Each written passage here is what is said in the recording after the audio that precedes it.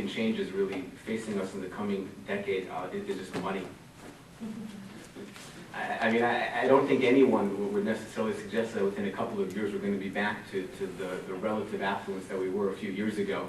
I mean, some might say that the recession will have ended and there'll start being growth and that jobs will all return, but people will still have 4, 5, 8 years out of income. I mean, there's just no way the economic climate is going to return anytime soon.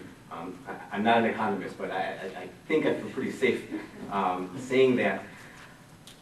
And I get people legitimately coming up to me and saying, you know, my oldest daughter takes violin lessons. She's been taking violin lessons for 8 years, and our family once a year takes vacations to meet our cousins in California. We meet somewhere across the country. I can't give those up, which also means I can't pay dues because I can only pay for 2 of the 3 of them.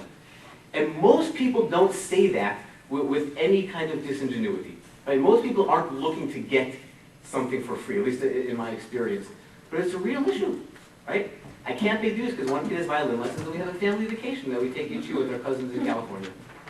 So money is going to be a real issue. And as that starts to grow, and this dovetails a little bit too, it's going to be hard for people to justify paying dues. I mean, forget voluntary donations, which is above and beyond it, because we certainly know that synagogues in particular are very dependent on the volunteer contributions that people make above and beyond dues.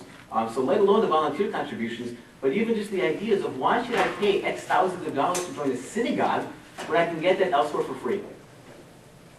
And that's a question I get all the time. What do I get for joining? You're telling me that if I don't send you my $2,000 check, you're going to shut the door for me on Shabbos when I walk in?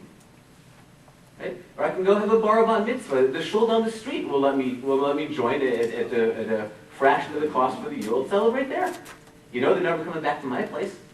Right? Chabad down the street also offers the once a week free religious school. And then they can do a bar mitzvah ceremony there. So why do I need to pay you when I can get things for free? And it also goes back to the idea, and this is number 2, which is that the institution in many ways is no longer needed for engagement. Right? Then we have the Forward, we have the JCC, which is also an institution, but we have websites, we have all of these things, and you really, I mean, the secret rabbis don't want anyone else to know is we're really unnecessary for most of the things that people think we're necessary for. Right? You don't need a rabbi for a wedding. You don't need a rabbi for a funeral.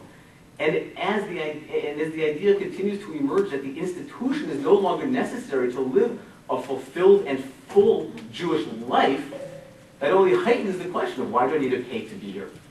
So I think those two really combined are going to be some of the key challenges, that just the cost-benefit analysis is really not going to be working in our favor.